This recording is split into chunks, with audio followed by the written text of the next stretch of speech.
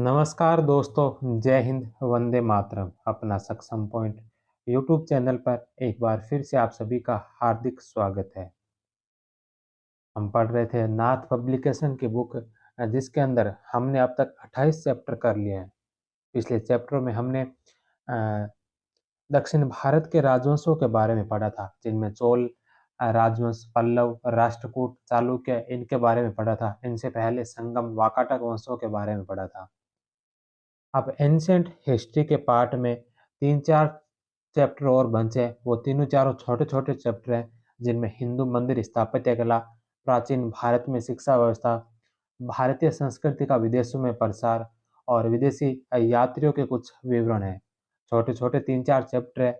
इन चैप्टरों के साथ ही इस बुक का प्राचीन भारतीय इतिहास का पाठ समाप्त हो जाएगा। उसके बाद हम मध्यकालीन भारत को शुरू करेंगे। तो प्राचीन भारत के जो 3-4 छोटे-छोटे चैप्टर हैं, उन्हें आज करते हैं सभी चैप्टरों को। तो सबसे पहले 29वां नंबर चैप्टर, इससे पहले 28 चैप्टर हो गए थे। 29वां नंबर चैप्टर हिंदू मंदिर स्थापत्य को शुरू करते हैं। प्राचीन भारतीय इतिहास की आज नाथ पब्लिकेशन बुक की इसकी अंतिम क्लास है। अभी भी अगर आपने चैनल को सब्सक्राइब नहीं किया है, तो कृपया सब्सक्राइब कीजिए। आप में से बहुत से ऐसे लोग हैं जो वीडियो देखते हैं, क्लासेस लगाते हैं, लेकिन चैनल को सब्सक्राइब नहीं किया। अभी तक भी 33% लोग ऐसे हैं जो चैनल को सब्सक्राइब नहीं कर रहे हैं, सिर्फ वीडियो देख कर जाते हैं। तो कृपया चैनल को सब्सक्राइब कर लीजिए, आपका सिर्फ 2 सेकंड का समय लगेगा। करते हैं आज की 29वें नंबर चैप्टर को शुरू। प्राचीन भारतीय साहित्य में मंदिर के लिए देवालय, देवकुल, देवगृह या देवायतन जैसे शब्दों का प्रयोग हुआ।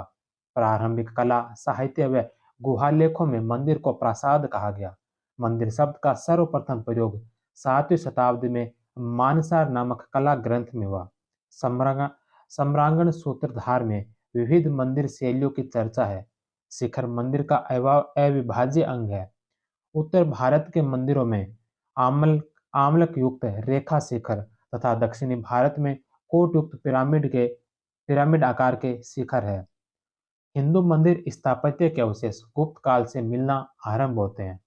मंदिर स्थापत्य के प्रमुख आंतरिक अंग गर्भगृह, मंदिर का वह भाग जिसमें देव मूर्ति स्थापित की जाती है। गर्भगृह प्राय वर्गाकार होता है। दूसरा, मंडल, गर्भगृह के सामने स्तंभों पर आधारित बरामदा। तीसरा, अर्ध मंडप या ड्योढ़ी, मंडप के सामने आयताकार बरामदा।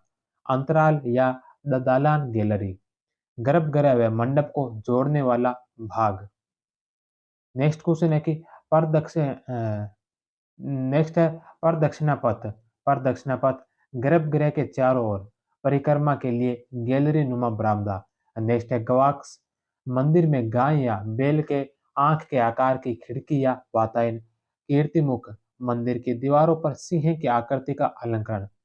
हिंदू मंदिर स्थापत्य की 3 शैलियाँ। 3 शैलियाँ कौन कौन सी है? नागर शैली जो उत्तर भारत की है, द्रविड़ शैली दक्षिण भारत की है, और बैसर शैली। बैसर शैली के अंदर नागर और द्रविड़ दोनों शैलियों का मिश्रण है। सबसे पहले हम देखते हैं नागर शैली के बारे में। सर्वप्रथम नगर में निर्माण होने के कारण नागर शैली शैली कहा जाता है। नागर शैली को आर्य शैली, पर्वतीय शैली, लाट शैली गुजरात में व कलिंग शैली ओडिशा में भी कहा जाता है। हिमालय से विंध्य तक इस शैली का प्रसार है। नागर शैली की विशेषताएं: ऊंचा चबूतरा, आधार से लेकर सर्वोच्च अंश तक चतुष्कोण, वर्गाकार गर्भगृह, गर्भगृह से जुड़ा हुआ प्रदक्षिणा पथ, रेख्य शिखर जो कि गर्भगृह का क्रमशः ऊंचाई की ओर घटता हुआ रूप। शिखर के ऊपर वर्तुलाकार या खरबूजिया आमलक की स्थापना, आयताकार मंदिर के प्रत्येक ओर रथिका तथा अस्त्रों का नियोजन। नागर शैली के प्रमुख मंदिर: खजुराहो के मंदिर, चंदेल शासकों द्वारा निर्मित खजुराहो के मंदिर। खजुराहो के मंदिरों में विद्याधर चंदेल द्वारा निर्मित कदरिया महादेव का मंदिर सबसे प्रसिद्ध है। पार्श्वनाथ मंदिर का निर्माण चंदेल धंग के समय जैन श्रेष्ठी पाहिल द्वारा करवाया गया था। जगदम्बिका मंदिर एक विष्णु मंदिर है जिसका निर्माण चंदेल गण ने करवाया था।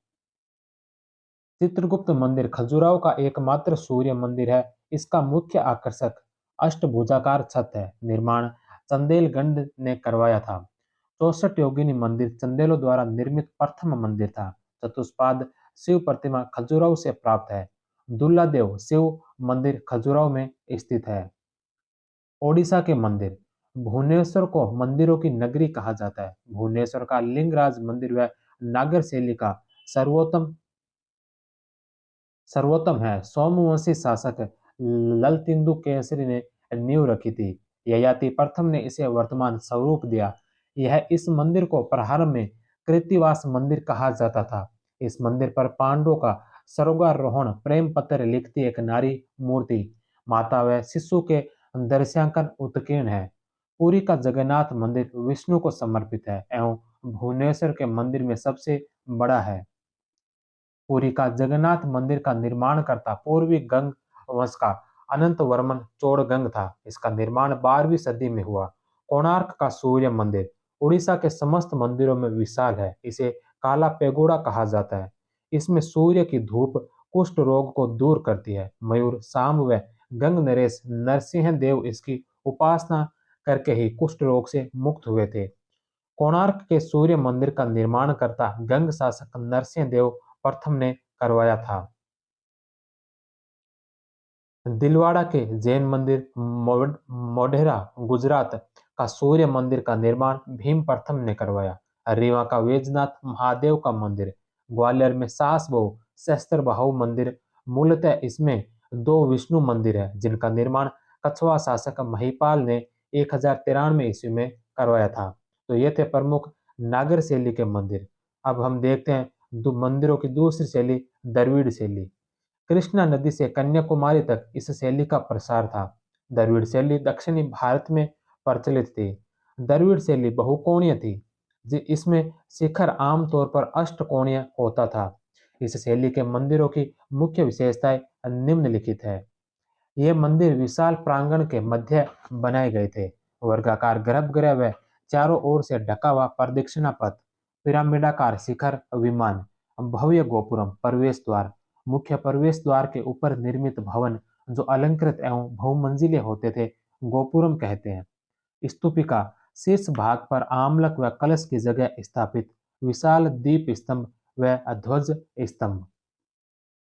द्रविड़ शैली के विकास में दक्षिण के 4 राजवंशों ने योगदान दिया। इनका काल निम्नलिखित है। पल्लव काल 600 ईस्वी से 900 ईस्वी, राष्ट्रकूट काल 750 से 950 ईस्वी, चोल काल 900 से 1150 ईस्वी और पांड्य काल 1100 से लेकर 1350 ईस्वी। द्रविड़ शैली के मंदिरों का विशद उल्लेख इन राजवंशों के इतिहास में देखने को मिलता है। उत्तरी भारत के ग्वालियर का तेली मंदिर द्रविड़ शैली में बना है। इसका निर्माण किसी तेलंगानी ब्राह्मण ने ग्वालियर यात्रा के दौरान करवाया। तेली मंदिर का शिखर द्रविड़ शैली का है। भुवनेश्वर उड़ीसा का वेताल देउल मंदिर भी द्रविड़ शैली में बना है। यह चामुंडा देवी कपालिनी का मंदिर है। इस मंदिर को मंदिर का गोपुरम यानी प्रवेश द्वार जो है यह द्रविड़ शैली में निर्मित है। मूलतः यह मंदिर खाकरा शैली का है। नचना कुठार का पार्वती मंदिर, एहोल का लाडखा मंदिर, कोटगुडी तथा मेगुती जैन मंदिर द्रविड़ शैली में है। इन मंदिरों के बारे में हमने पीछे की जो क्लासेस हुई थी, जो इन दक्षिण राजवंशों के बारे में हुई थी, उनके अंदर हमने इन मंदिरों के बारे में डिटेल से पढ़ा है। मंडप पल्लव शैली की, शिखर विमान चोल शैली की एवं गोपुरम पांड्य शैली की मुख्य विशेषता है। गर्भगृह को देबुल तथा सभा मंडप को जगमोहन कहा जाता है।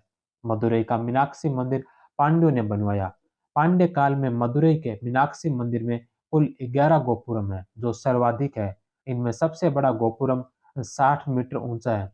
यह दक्षिणी भारत का सबसे विशाल गोपुरम है। मंदिरों की तीसरी शैली है बेसर शैली। विंध्यन से लेकर कृष्णा नदी के मध्य इस शैली का प्रसार है।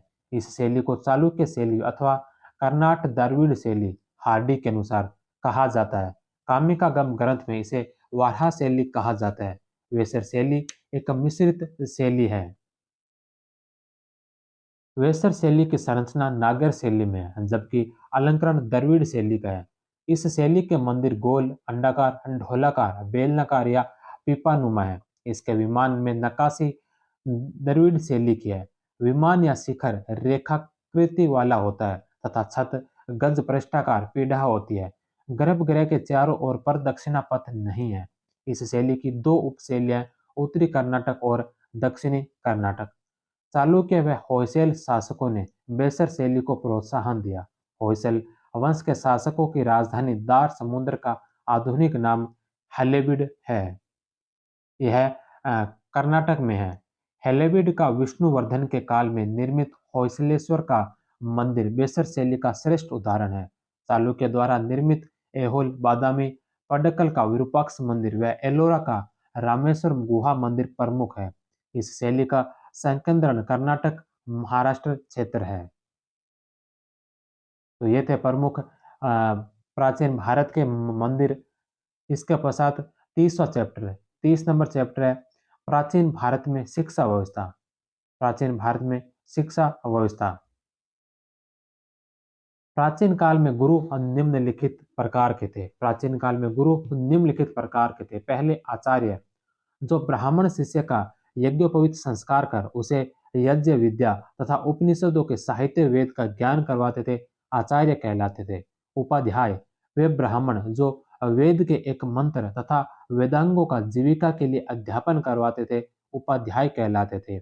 श्रोत्रिय, जो वेद की शाखाओं को कंठस्थ करके छात्रों को शिक्षा देते थे। अध्यापक, वैज्ञानिक और लौकिक साहित्य का ज्ञान प्रदान करने वाले। ऋत्विक, जो विभिन्न प्रकार के यज्ञों को करता था। चरक, स्थान स्थान पर भ्रमण करके ज्ञान देने वाले। इसी प्रकार शिष्यों के भी कई प्रकार थे। सबसे पहले नैष्ठिक, ऐसे छात्र जो जीवन पर्यंत छात्र जीवन ही व्यतीत करते थे। दूसरे प्रकार है अंतेवासी, गुरुकुल में ही गुरु के पास रहकर शिक्षा प्राप्त करने वाले छात्र। तीसरे हैं उपकुर्वाण, जो शिक्षा प्राप्त कर गुरु दक्षिणा देकर घर लौट जाते थे। चौथे हैं तीर्थकाक, एक आचार्य का परित्याग कर दूसरे आचार्य के पास जाने वाले छात्र। शिक्षा ग्रहण करने वाली स्त्रियां ब्रह्मवादिनी, जो जीवन पर्यंत ब्रह्मचारी रहकर ज्ञान प्राप्त करती थी। स्तो वधु, जो विवाह होने पर ब्रह्मचर्य का पालन करती थी।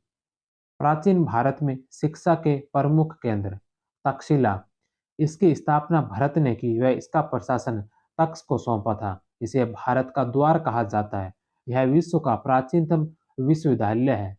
यह सिंधु व झेलम नदियों के बीच स्थित था। अशोक घोष के अनुसार यहाँ नेत्र चिकित्सा होती थी। यहाँ शिक्षा प्राप्त करने वाले प्रमुख व्यक्तित्व कौशल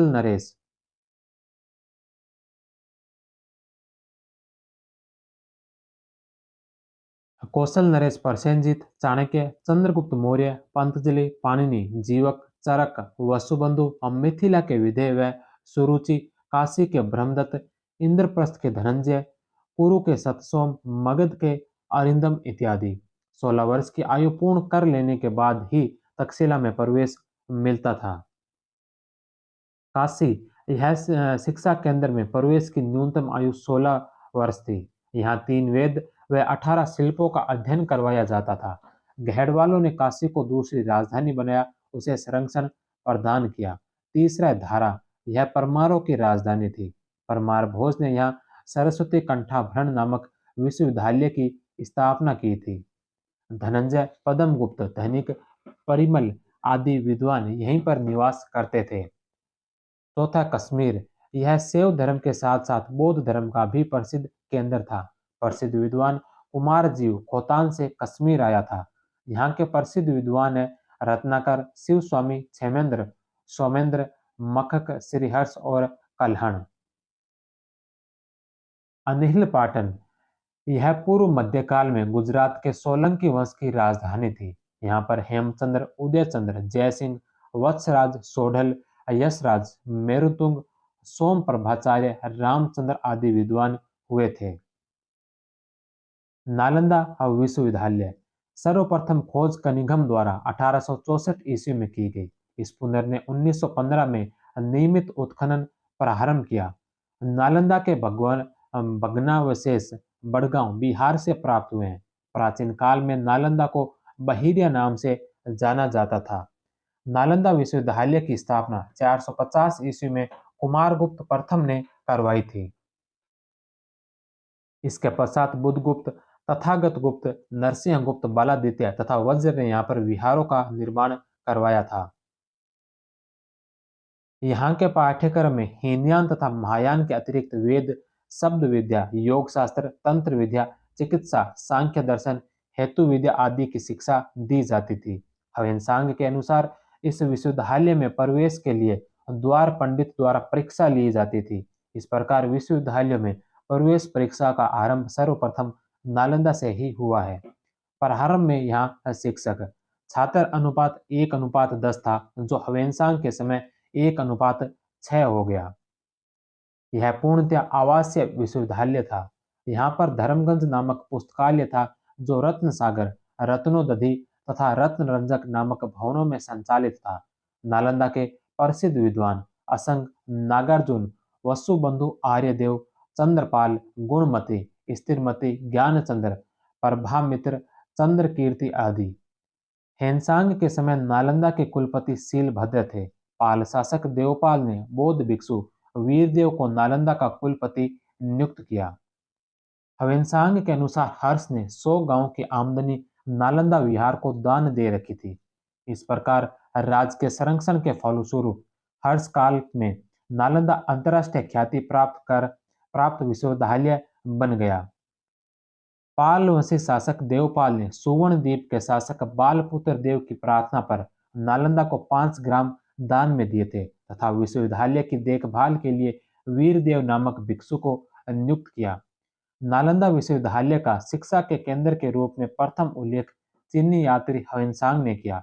हवेनसांग यहाँ 18 माह रहकर योग शास्त्र का अध्ययन करता रहा। हवेनसांग को यहाँ पर मोक्ष देव कहा जाता था। 673 ईस्वी के लगभग चीनी यात्री इत्सिंग नालंदा आया और 10 वर्ष यहाँ व्यतीत किए। उसने उल्लेख किया कि यहाँ के भिक्षुओं का भरण पोषण पहले के राजाओं द्वारा दान में दिए गए 200 गांव की आमदनी से होता था। विक्रमशिला विश्वविद्यालय, इसके अवशेष अंतिचक भागलपुर बिहार से प्राप्त हुए हैं। इस विश्वविद्यालय की स्थापना पाल शासक धर्मपाल ने की थी। देवपाल के समय इसका विकास हुआ। उत्खनन वीएस शर्मा द्वारा किया गया। यहाँ 6 महाविद्यालय तथा प्रत्येक महाविद्यालय में 108 शिक्षक नियुक्त थे। यहाँ शिक्षण का माध्यम संस्कृत भाषा थी। महाविद्यालय के केंद्रीय कक्ष को विज्ञान भवन कहा जाता था। 11वीं शताब्दी से विक्रमशिला विश्वविद्यालय ने नालंदा विश्वविद्यालय का स्थान ले लिया। यहाँ पर प्रत्येक द्वार पर एक द्वार पंडित होता था। द्वार और द्वार पंडित: पूर्व द्वार पर आचार्य रत्नाकर शांति, पश्चिमी द्वार पर वागीश्वर कीर्ति, उत्तर द्वार पर नरोप, दक्षिण द्वार पर प्रज्ञाकर मति, प्रथम केंद्रीय द्वार रत्नवज्र कश्मीरी, द्वितीय केंद्रीय द्वार पर ज्ञानश्री मिश्र जो गौड़ीय थे। इस विश्वविद्यालय में व्याकरण, तर्कशास्त्र, मीमांसा, तंत्र और विधिवाद आदि की शिक्षा दी जाती थी। इस प्रकार यहाँ का पाठ्यक्रम नालंदा के समान विस्तृत नहीं था। यहाँ मुख्यतः बौद्ध धर्म के वज्रयान संप्रदाय की शिक्षा दी जाती थी।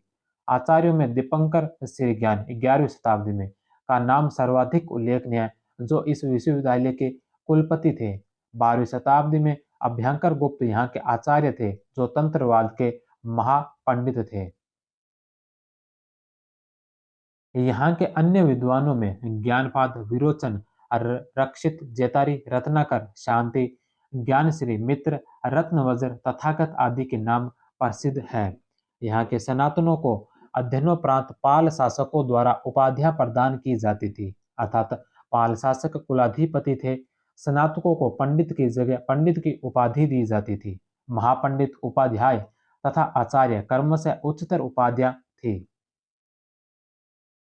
विक्रमशिला विश्वविद्यालय 11वीं-12वीं शताब्दी में भारत का सर्वाधिक संपन्न, सुसंगठित तथा प्रतिष्ठित विश्वविद्यालय था। 1203 ईस्वी में मुस्लिम आक्रांता कुतुबुद्दीन बख्तियार खिलजी ने इस विश्वविद्यालय भवन को नष्ट कर दिया। उस समय शाक्य श्रीभद्र यहाँ के कुलपति थे। वल्लभी विश्वविद्यालय गुजरात के काठियावाड़ क्षेत्र में आधुनिक वल नामक स्थान पर यह विश्वविद्यालय स्थित था। इसकी स्थापना मैत्रक वंशी शासक भट्टारक ने की थी। वल्लभी मैत्रक राजवंश की राजधानी भी थी। इस विश्वविद्यालय के प्रथम विहार का निर्माण मैत्रक वंशी शासक ध्रुवसेन प्रथम की पुत्री दद्दा ने करवाया था।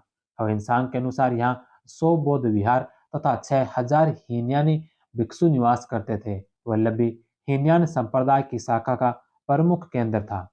इत सिंह के अनुसार यहाँ पर सभी देशों के विद्वान शास्त्रार्थ करते थे। इत सिंह के अनुसार स्नातकों को प्रशासनिक पदों पर नियुक्त किया जाता था। 7वीं शताब्दी के मध्य विश्वविद्यालय के प्रमुख आचार्य स्थिरमती तथा अगुणमती थे। बाद में यह दोनों नालंदा विश्वविद्यालय चले गए। नालंदा के समान ही वल्लभी के विद्वानों का नाम भी श्वेताक्षरों में विश्वविद्यालय के तोरणों पर अंकित किया जाता था। अरब आक्रमणकारियों ने इस विश्वविद्यालय को नष्ट कर दिया। कांची पल्लव कला में कांची विश्वविद्यालय शिक्षा का प्रमुख केंद्र था। पल्लव के समय घटिका कहे जाने वाले संस्कृत महाविद्यालयों का सर्वप्रथम पदार्पण कांची में ही हुआ। महेंद्र वर्मन प्रथम पल्लव शासक, महाकवि दंडी, भारवी, शूद्रक, वात्स्यायन व दीननाग ने कांची में ही शिक्षा प्राप्त की। कदम वंशी राजकुमार मयूर शर्मन कांची में वेद अध्ययन के लिए आया था, परंतु एक अश्वारोही से झगड़ा हो जाने के कारण वह गुरु के पास नहीं पहुंच सका। नालंदा विश्वविद्यालय के कुलपति धर्मपाल की शिक्षा कांची में ही हुई थी। ओदंतपुरी उदंडपुर बिहार में की स्थापना गोपाल ने की थी। सोमपुर विहार जो पूर्वी बंगाल में, इसकी स्थापना धर्मपाल ने की। जगदल्ला महाविहार जो उत्तरी बंगाल में है, की स्थापना रामपाल ने की।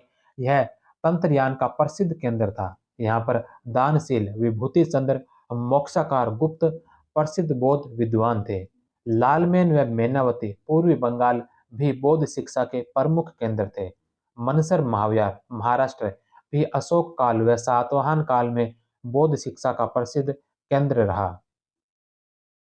एन्नारियम महाविद्यालय दक्षिणी अर्काट इस महाविद्यालय की स्थापना राजेंद्र चोल ने की थी। यह ब्राह्मणों का गांव था जिसे चतुर्वेदी मंगलम कहा जाता था।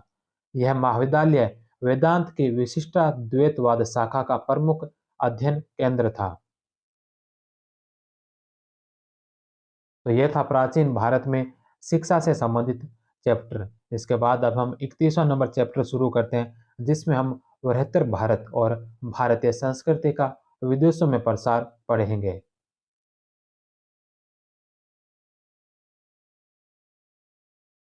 वे क्षेत्र जहां भारतीय संस्कृति का प्रचार प्रसार हुआ उसे बृहत्तर भारत कहा जाता है। बृहत्तर भारत की अवधारणा सर्वप्रथम मत्स्य पुराण में मिलती है।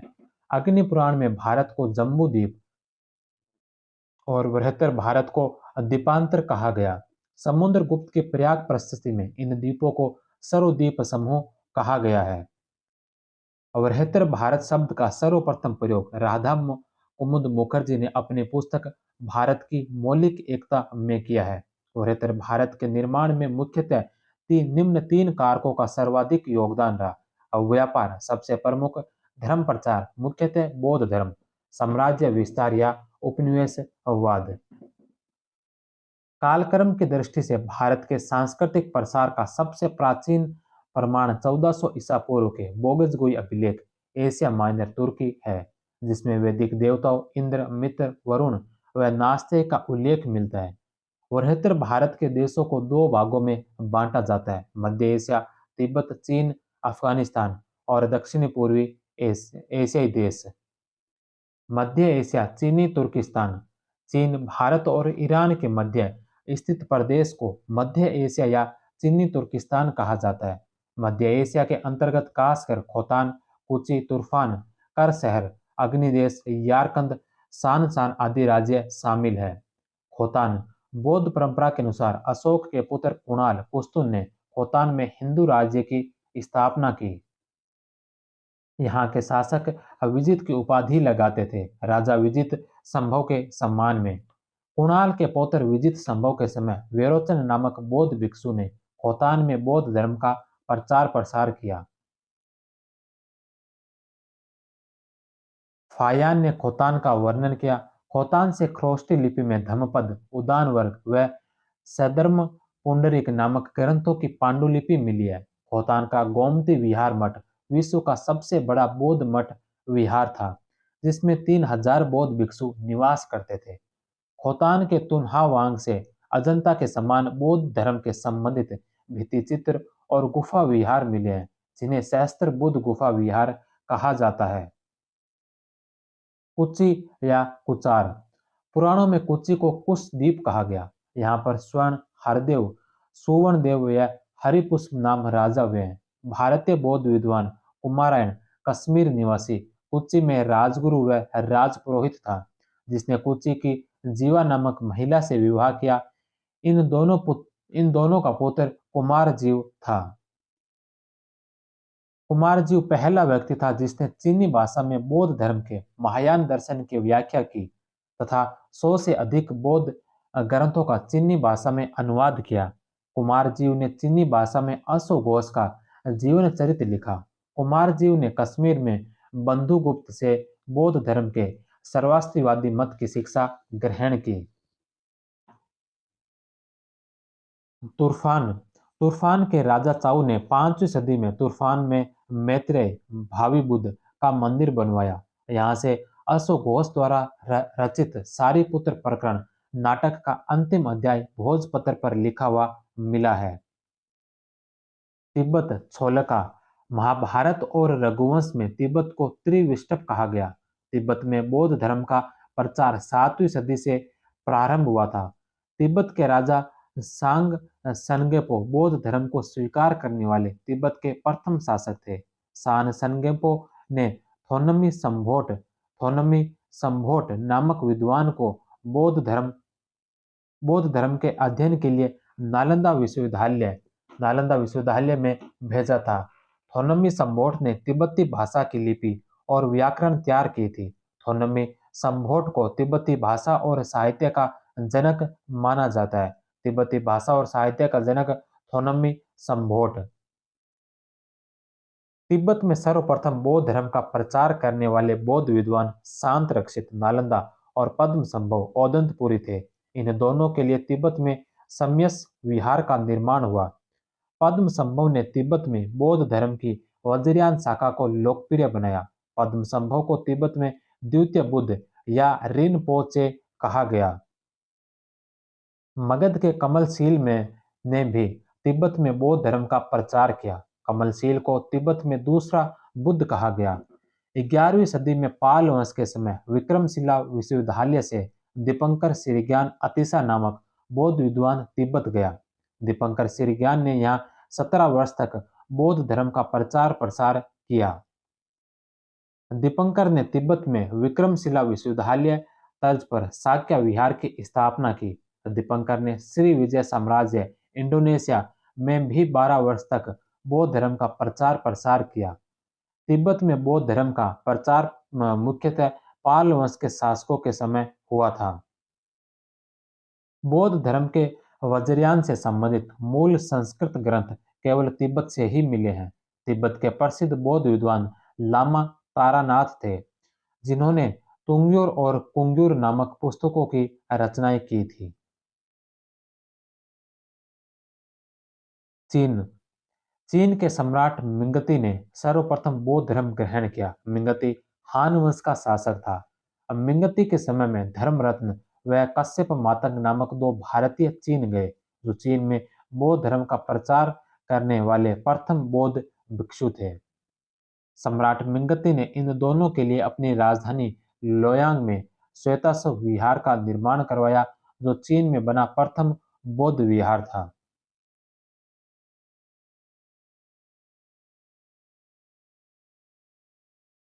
चीन में बौद्ध धर्म का प्रचार करने में सर्वाधिक सफलता कुमारजीव नामक बौद्ध भिक्षु को मिली, जो कुच्ची का निवासी था। यद्यपि चीन में बौद्ध धर्म का प्रवेश हान वंश के काल में हुआ था, लेकिन चीन में बौद्ध धर्म का सर्वाधिक विकास तांग वंश के काल में हुआ। इस कारण तांग वंश के काल को चीन का बौद्ध काल माना जाता है। चीन में भारत से बौद्ध धर्म के प्रचार के लिए जाने वाले अंतिम बौद्ध प्रचारक मंजूश्री और ज्ञानश्री थे, जो 1053 ईस्वी में भारत से चीन गए थे।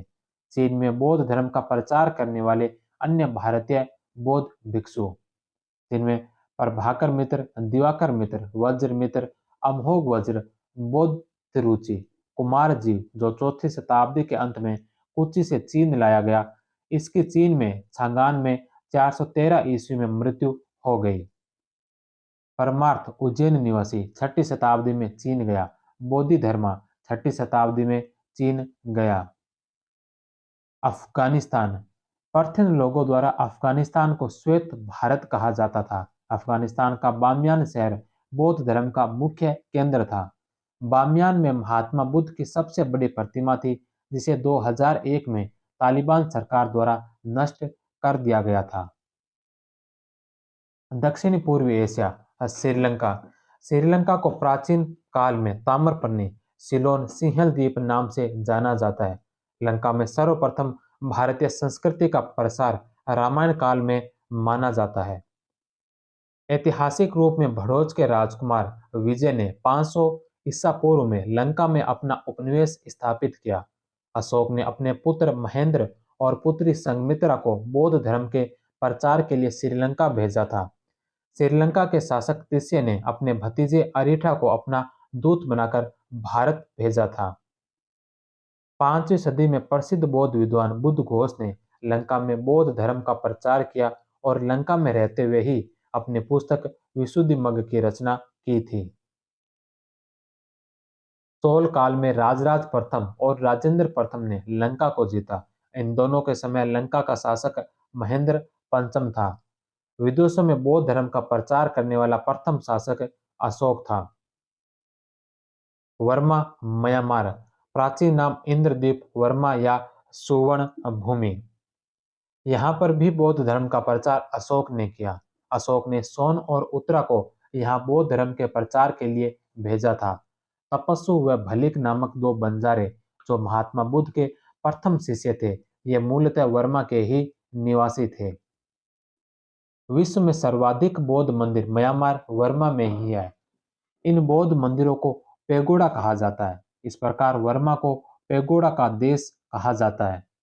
म्यांमार के इन पेगोडा में सबसे प्रसिद्ध पेगोडा पेगन अरिमर्दनपुर का पेगोडा है, जिसे आनंद मंदिर के नाम से जाना जाता है। पेगन के इस आनंद मंदिर का निर्माण क्यानजिथा भुवनादित्य ने करवाया। यह मंदिर ईंटों से निर्मित तथा बंगाली मंदिरों की शैली से प्रेरित है। पेगन के शासकों में थेरवादी बौद्ध मतानुयायी अनिरुद्ध प्रसिद्ध था। हरि विक्रम, सिंह विक्रम, सूर्य विक्रम आदि श्रीदेव राजधानी प्रोम के हिंदू शासक थे। अराकान नामक हिंदू राज्य भी वर्मा में था। मलय प्रायद्वीप। आरसी मजूमदार के अनुसार भारतीय संस्कृति के सुदूर पूर्व में प्रवेश का मुख्य द्वार मलय प्रायद्वीप ही था।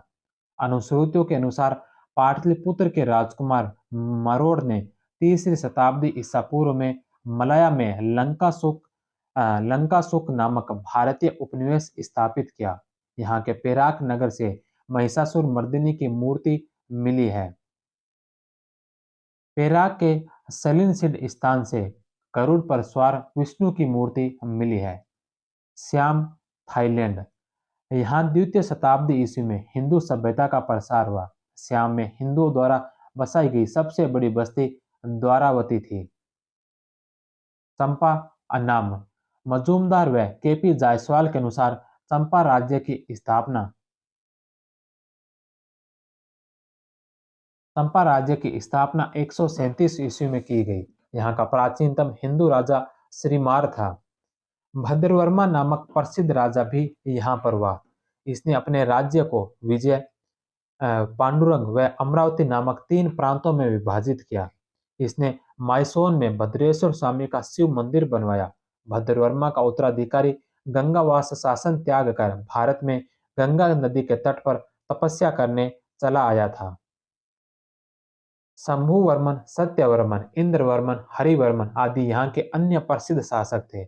मैसोन व पोन्नगर में मंदिर शिव को समर्पित है। चंपा से शेषशाही विष्णु प्रतिमा प्राप्त हुई है।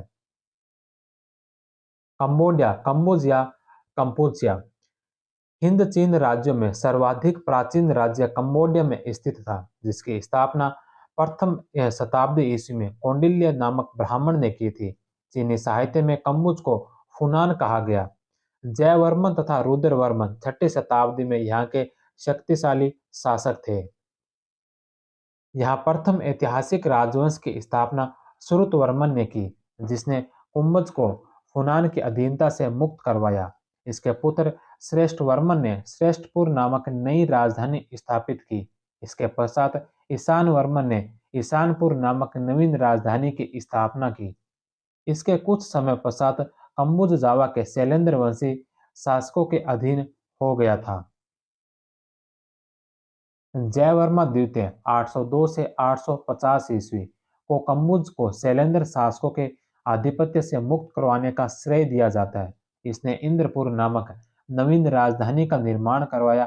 इसने कंबोज राजेंद्र की उपाधि धारण की तथा भारत के हिरण्यदास नामक विद्वान के संरक्षण में देवराज नामक शैव संप्रदाय की शुरुआत की। 9वीं शताब्दी में कंबुज का हिंदू साम्राज्य खमेर साम्राज्य के नाम से जाना जाता है। जयवर्मा द्वितीय खमेर राज्य का संस्थापक था। कंबोज में इंद्रवर्मन तथा यशोवर्मन नामक शासक भी हुए। यशोवर्मन ने यशोधरपुर अंगकोर का निर्माण करवाया। इस नगर के मध्य में उसने पंच स्तंभ शिव सुलेख मंदिर का निर्माण करवाया। यशोवर्मन के पश्चात जयवर्मन पंचम प्रसिद्ध शासक हुए।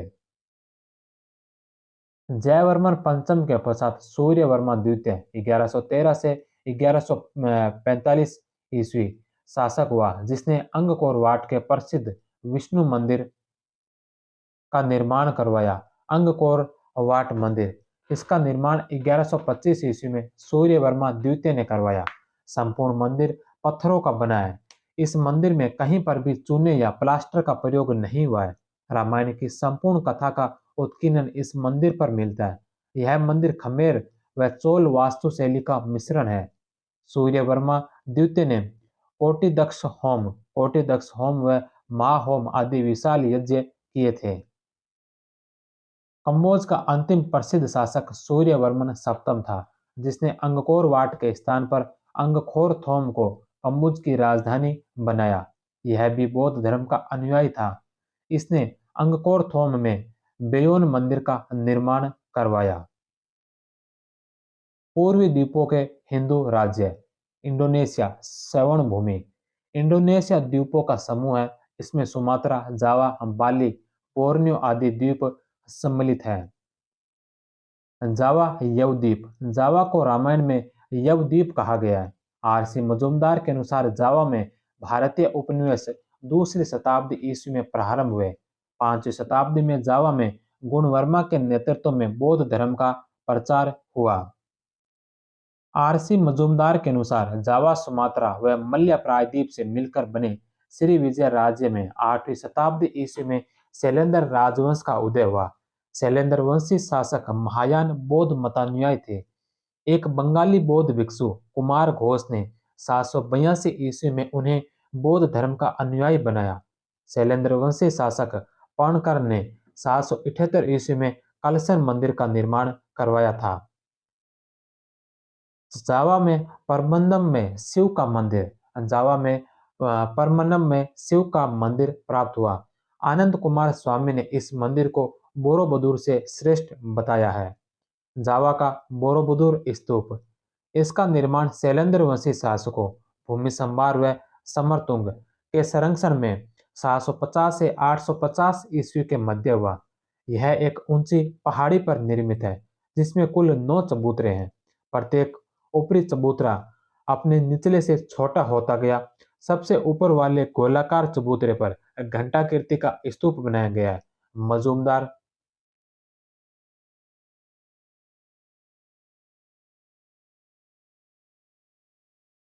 मजूमदार ने इस स्तूप को संसार का 8वां महान आश्चर्य कहा।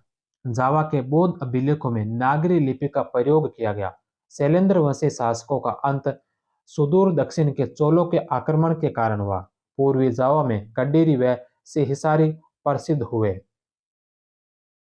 सुमात्रा यहाँ का सबसे प्राचीन हिंदू राज्य श्रीविजय था। यह 4वीं शताब्दी में स्थापित हुआ।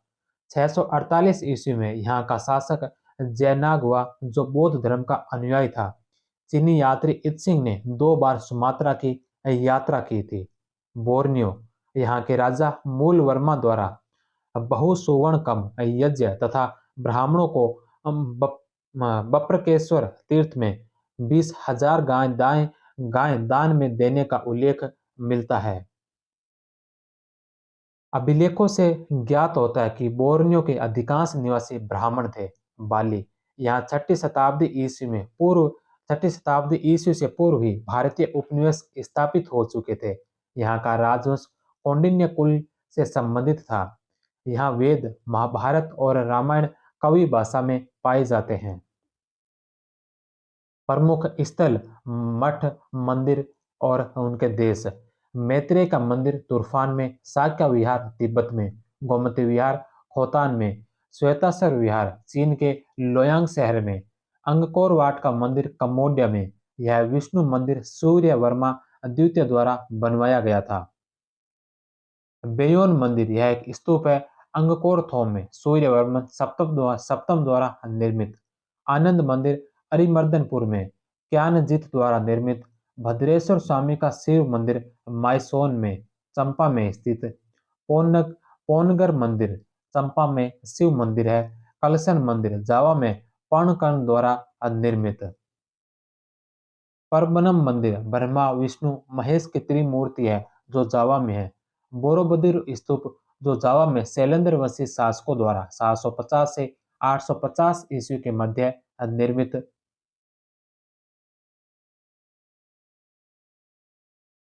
अब इसके पश्चात अंतिम चैप्टर, प्राचीन भारतीय के पाठ में अंतिम चैप्टर है विदेशी यात्रियों का विवरण। विदेशी यात्रियों का विवरण, जिसमें हम सबसे पहले देखते हैं मेगस्थनीज। मेगस्थनीज यह आर्कोसिया कंधार के गवर्नर सिविरटियोस के राज्य में सेल्यूकस निकेटर का प्रतिनिधि था। चंद्रगुप्त मौर्य व सेल्यूकस के मध्य संधि के बाद सेल्यूकस के राजदूत के रूप में मौर्य दरबार में आया। संभवतः यह 304 ईसा पूर्व से 299 ईसा पूर्व के मध्य पाटलिपुत्र में मौर्य दरबार में रहा। इसकी इंडिका पुस्तक इंडिका की भाषा यूनानी या ग्रीक। यह पुस्तक मूल रूप से उपलब्ध नहीं है। इस पुस्तक के अंश उद्धरण स्वरूप परवर्ती रोमन यूनानी लेखकों द्वारा Arrian, Strabo, Pliny, Plutarch, Justin, Aelians व डियोडोरस आदि की रचनाओं में मिलते हैं। स्टेबो ने मेगस्थनीज के वृत्तांत को पूर्णतः असत्य एवं अविश्वसनीय कहा है। प्लिनी ने भी मेगस्थनीज के वृत्तांत की आलोचना की है। एरियन ने मेगस्थनीज के वृत्तांत को सबसे ज्यादा सही बताया। इंडिका नाम से पुस्तक लिखने वाले अन्य इतिहासकार टेसियस और एरियन। इंडिका के उद्धरणों की संग्रहित कर प्रकाशित करने वाला डॉक्टर स्वानबेग। इंडिका का अंग्रेजी अनुवाद करने वाला मैक्रिंडल। इसमें कौटिल्य के नाम का उल्लेख नहीं मिलता है। मेगस्थनीज द्वारा इंडिका में किया गया वर्णन, भारत का आकार समचतुर्भुजाकार है। यहाँ कुल 58 नदियां बहती है, जिसमें गंगा सबसे पवित्र नदी है। इंडिका में चंद्रगुप्त मौर्य के लिए सेंड्रोकोटस नाम प्रयुक्त किया गया है। इंडिका के अनुसार सम्राट अपनी व्यक्तिगत सुरक्षा का विशेष ध्यान रखता था। सेंड्रोकोटस की सुरक्षा सशस्त्र अंगरक्षिकाएं करते थे। इंडिका में सेंड्रोकोटस की राजधानी पोलिब्रोथा पाटलिपुत्र पाटलिपुत्र का विवरण मिलता है। इसके अनुसार पाटलिपुत्र पूर्वी भारत का सबसे बड़ा नगर था, जो गंगा और सोन नदियों के संगम पर स्थित था। यह नगर 80 स्टेडिया 16 किलोमीटर लंबा व 15 स्टेडिया 3 किलोमीटर चौड़ा है।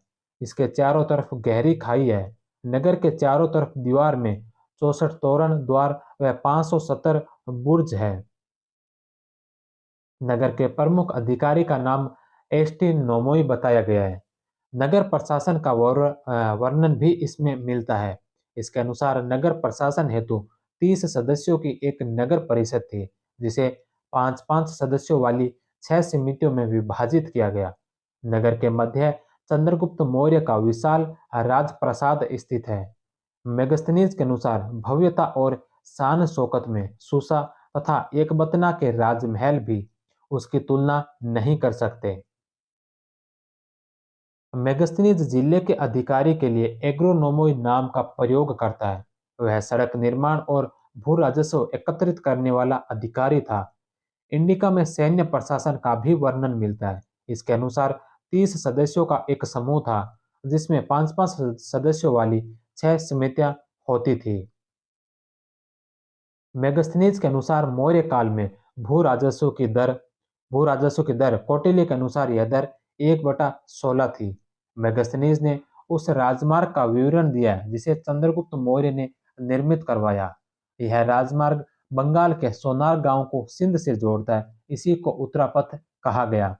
मेगस्थनीज के विवरण से मौर्य सम्राट की कर्मठता तथा कार्यकुशलता की सूचना मिलती है। राजा सदा प्रजा के आवेदनों को सुनता रहता था। मेगस्थनीज के अनुसार भारतवासी अन्य लोगों पर आक्रमण नहीं करते, ना ही अन्य लोग भारत पर आक्रमण करते थे। दंड विधान कठोर थे, अपराध बहुत कम थे। सामान्यतः लोग घरों के ताले नहीं लगाते तथा संपत्ति की रखवाली भी नहीं करते थे। चोरी की घटनाएं नहीं होती थी। वे यज्ञादि अवसरों को छोड़कर मदिरा का सेवन भी नहीं करते थे।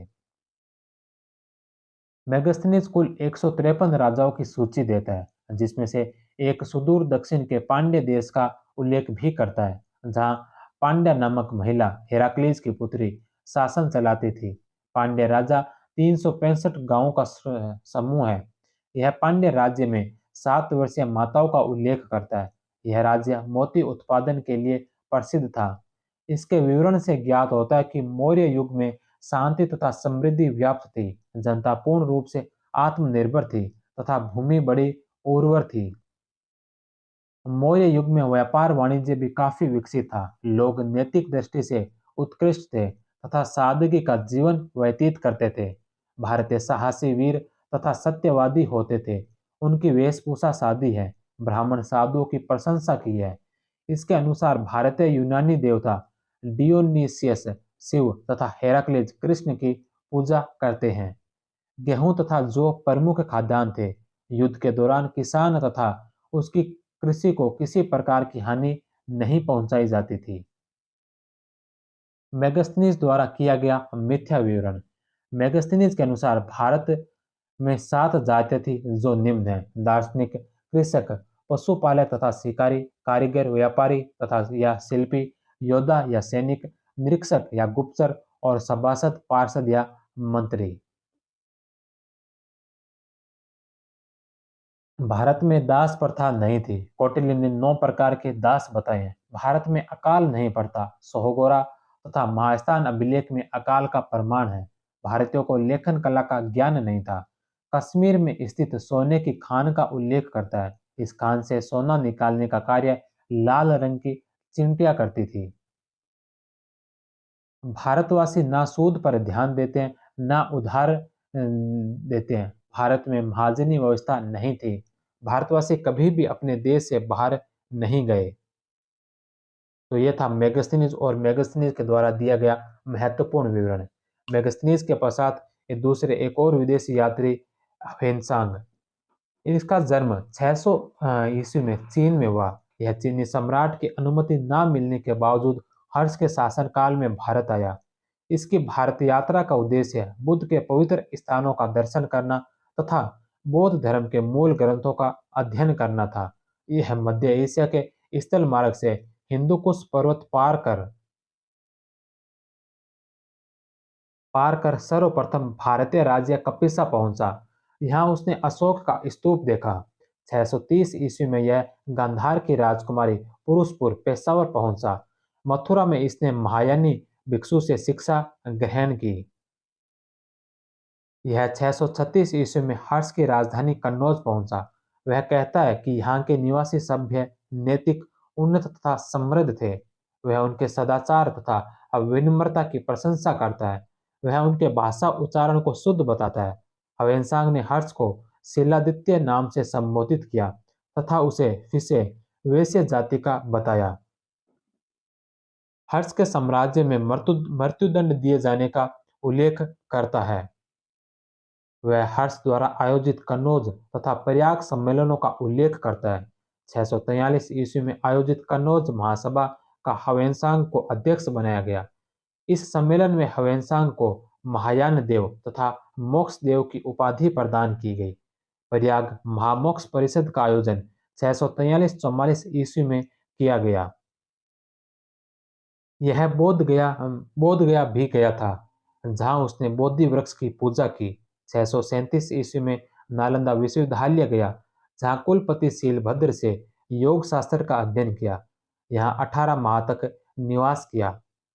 638 ईस्वी में पल्लवों की राजधानी कांची पहुंचा। यह उसकी दक्षिण यात्रा पर अंतिम नगर था। इस समय यहाँ का शासक पुलकेशिन द्वितीय था। यह उल्लेख करता था कि सिंध का राजा शूद्र था तथा बौद्ध धर्म का अनुयायी था। इसने मुल्तानपुर में सूर्य मंदिर देखा। इसने कंजगल स्कंदावार बंगाल में हर्ष से प्रथम बार भेंट की। हर्ष ने जालंधर के राजा उदिति को हवेनसांग को सीमा पार तक सुरक्षित पहुंचाने का आदेश दिया। हवेनसांग ने उसी मार्ग से वापस गया जिस मार्ग से वह आया था, अर्थात स्थल मार्ग से ही वापस गया। 645 ईस्वी में वह पुनः चीन पहुंच गया। 16 वर्ष तक भारत के भ्रमण में इसने सैकड़ों पांडुलिपियां एकत्रित कर ली, किंतु उनमें से कुछ पांडुलिपियां उसकी वापसी यात्रा में सिंधु नदी में आई बाढ़ में बह गई थी। इसके अनुसार भारत ब्राह्मणों का देश है तथा इसका आकार अर्धचंद्राकार है। इसमें 17 राज्य हैं। जलवायु सामान्यतः गर्म है। समाज में चतुर्वर्ण व्यवस्था के अतिरिक्त जाति तथा उपजातियां हैं। साधारण लोग चटाइयों पर बैठते हैं। धनी मनुष्यों के आसन बहुमूल्य है। इसके अनुसार भारतीय वर्णमाला में 47 अक्षर थे। सैनिकों का व्यवसाय प्राय पैतृक होता था। प्रयाग में गंगा के जल में डूबकर मरना पुण्य का कार्य समझा जाता था। इसके अनुसार जनता से बेगार नहीं ली जाती थी। प्राचीन भारत में डाकों का सर्वप्रथम विस्तृत विवरण हवेनसांग ने ही किया है। इसके अनुसार एक बार जब वह गंगा नदी से यात्रा कर रहा था, समुद्री डाकुओं ने उसे घेर लिया। उसे दुर्गा देवी के सम्मुख बलि देने के लिए प्रस्तुत किया, लेकिन अचानक आए भीषण तूफान से उसकी जान बचाई। एक बार पंजाब में साकल के पास भी उसे डाकुओं का सामना करना पड़ा था। इसके अनुसार भारत में बौद्ध धर्म उन्नत अवस्था में था। इसके अनुसार हर्ष को कन्नौज का राज्यभार ग्रहण करने के लिए बोनी ने आमंत्रित किया, परंतु उसने अस्वीकार कर दिया। इसके अनुसार इस हेतु हर्ष ने अवलोकितेश्वर बोधिसत्व से परामर्श किया था। यह शूद्रों को कृषक कहता है। इसने बाल उखाड़ने वाले सन्यासियों का जो उल्लेख किया वे संभवतः जैन भिक्षु थे। इसके अनुसार हर्ष ने पशुओं के मांस का भक्षण अपने राज्य में बंद कर दिया तथा जीव हत्या को भी निषिद्ध करवा दिया था। तो यह था हवेनसांग और इसका प्रमुख जानकारी। इसके पश्चात तीसरे एक और विदेशी यात्री के बारे में देखते हैं। उनका नाम है फायान। यह गुप्त शासक चंद्रगुप्त द्वितीय के शासनकाल में भारत आया। इसकी पुस्तक है फो कको की।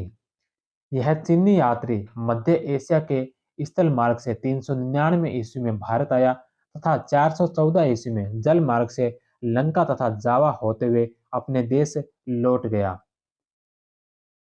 यात्रा का मुख्य उद्देश्य बौद्ध संघ नियमों से जुड़े पिटकों के मूल ग्रंथों को चीन ले जाना। इसने अपनी पुस्तक में चंद्रगुप्त द्वितीय का नाम उल्लेख नहीं किया।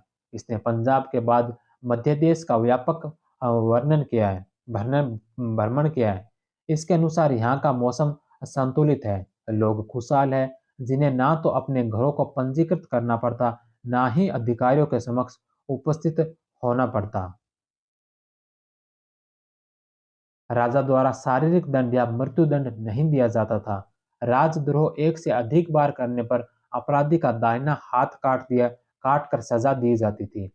संभ्रांत लोग मांस मदिरा का सेवन नहीं करते तथा प्याज लहसुन नहीं खाते। केवल चांडाल ही ऐसा करते थे। चांडाल जब किसी नगर या बाजार के प्रवेश द्वार पर पहुंचते तब लकड़ी से आवाज करते थे ताकि दूसरे लोग उनके संपर्क से अपवित्र ना हो जाए। चांडालों का उल्लेख करने वाला यह प्रथम विदेशी यात्री था। इसके अतिरिक्त पुकस नामक अस्पृश्यों का उल्लेख भी किया है। सरकारी कर्मचारियों को नगद वेतन दिया जाता था। सरकार की आय मुख्यतः राजकीय भूमि से प्राप्त क- कर से होती थी। सामान्य क्रय विक्रय में कौड़ियों का प्रयोग होता था। इसके अनुसार उस कुल के भारतीय शाकाहारी थे। मांस भक्षण नीची जातियों तथा अछूतों द्वारा किया जाता था। यह मध्य देश को ब्राह्मणों का देश बताता है।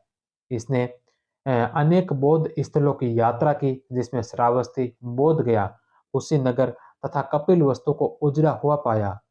इसने पाटलिपुत्र में अशोक के महल को देखा और कहा, इस महल को दैत्यों द्वारा पत्थरों पर पत्थर रखकर बनाया गया है। यह पाटलिपुत्र के लोगों को धनाढ्य तथा समृद्ध बताता है। पाटलिपुत्र से ही इसने अपनी वापसी यात्रा प्रारंभ की थी। इसने इसके वर्णन से पता चलता है कि उस समय बौद्ध धर्म बहुत ही उन्नत अवस्था में था। इसने पाटलिपुत्र तथा खोतान के बौद्ध जुलूसों की चर्चा की है। फाया ने पाटलिपुत्र में 3 वर्ष रहकर संस्कृत भाषा सीखी थी।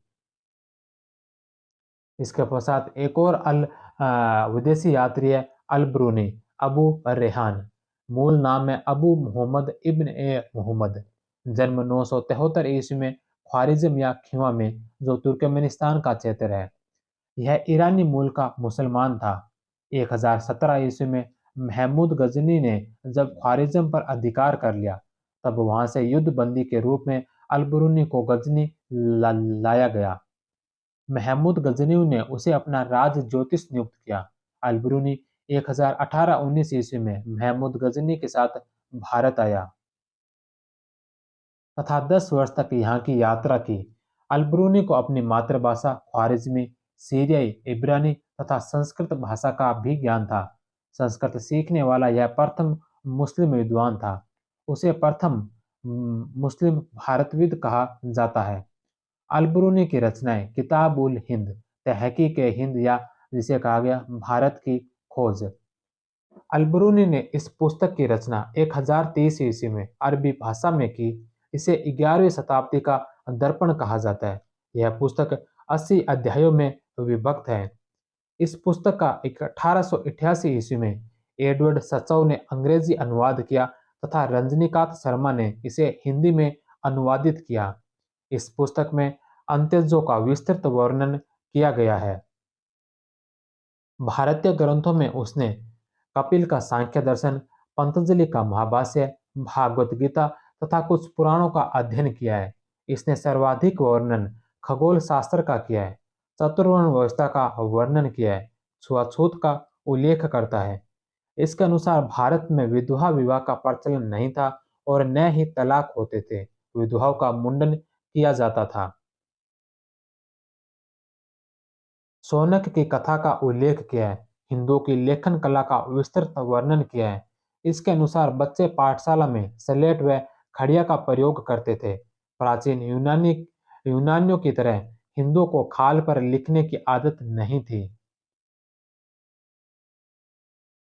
दक्षिण भारत में ताड़ी के पत्तों पर तथा मध्य व उत्तरी भारत में तुज वृक्ष की छाल पर लेखन कार्य किया जाता था। लेकिन अलबरूनी दक्षिण भारत के राज्यों के विषय में कुछ भी नहीं लिखता।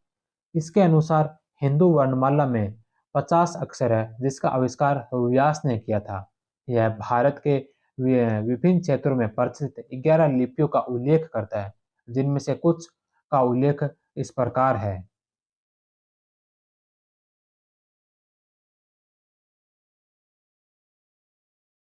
पहली आंध्री लिपि आंध्र प्रदेश की, कर्नाटक की, नागर मालवा क्षेत्र की, गोरी पूर्वोत्तर भारत की, लारी गुजरात की, सिद्ध मातृका लिपि जो कश्मीर, कन्नौज तथा वाराणसी में प्रचलित थी, यह सबसे लोकप्रिय लिपि थी। मालवाड़ी सिंध क्षेत्र में, दिरवाड़ी दिरवारी द्रविड़ क्षेत्र में, अर्धनागरी भटिया और बक्सों की जो बौद्ध लिपि थी। अलबरूनी कहता है कि हिंदुओं का यह विचार है कि हमारे जैसा कोई देश, धर्म, राजा, विज्ञान आदि संसार में नहीं है। हिंदू कूपमुंडक हो गए हैं, हालांकि इनके पूर्वजों के इतने संकीर्ण विचार नहीं थे। इसने वराहमिहिर की लघु जातक का अरबी अनुवाद किया। इसने पंतजलि के योग सूत्र का अरबी अनुवाद किया। अलबरूनी ने भारतीय आयुर्विज्ञान में चरक संहिता को सर्वोत्कृष्ट माना है। इसने रामनवमी तथा महाशिवरात्रि के त्योहारों का वर्णन किया है। यह मूर्ति पूजा की आलोचना नहीं करता, मुल्तान के सूर्य मंदिर का उल्लेख करता है। अलबरूनी कहता है कि हिंदू यह नहीं चाहते कि जो वस्तु एक बार अपवित्र हो जाए उसे शुद्ध करके पुनः अपना अपना लिया जाए। इसके अनुसार भारत में गोवध निषेध था। इस वह भारत के प्रमुख 16 व्यापारिक मार्गों का उल्लेख करता है। उसके अनुसार मंदिर संपत्ति का संकेंद्रण थे जो बैंकों की भांति कार्य करते थे। इसलिए आक्रमणकारियों का पहला निशाना मंदिर होते थे। भारत में देश से बाहर व्यापार करने पर प्रतिबंध लगा हुआ था। तो यह था अंतिम चैप्टर 32वां नंबर चैप्टर विदेशी यात्रियों का विवरण। आज की क्लास में हमने 4 चैप्टर किए हैं और इन 4 चैप्टरों के साथ ही नाथ पब्लिकेशन की जो बुक हम पढ़ रहे थे इतने दिनों से, पवन भंवरिया सर की जो बुक है, इसका एंशिएंट हिस्ट्री का पार्ट है जो यहीं पर समाप्त होता है। अब इसके बाद हम मध्यकालीन भारतीय इतिहास को शुरू करेंगे। इससे पहले जो हमारी एक और बुक चल रही है, जो रवि कुलरिया सर के प्राचीन भारतीय ऑब्जेक्टिव, उसके अंदर दो तीन चैप्टर बाकी रहे हैं। पहले उन 2-3 चैप्टरों को कंप्लीट करके फिर इन दोनों ही पुस्तकों का ऑब्जेक्टिव बुक जो रवि कुलेरिया सर की मध्यकालीन भारतीय वस्तुनिष्ठ की है, वो बुक भी आ चुकी है। तो इन दोनों बुकों का, नाथ पब्लिकेशन की बुक का और रवि कुलेरिया सर की दोनों बुकों का मध्यकाल का पाठ शुरू करेंगे। तब तक आप सभी का बहुत बहुत धन्यवाद। जय हिंद, वंदे मातरम।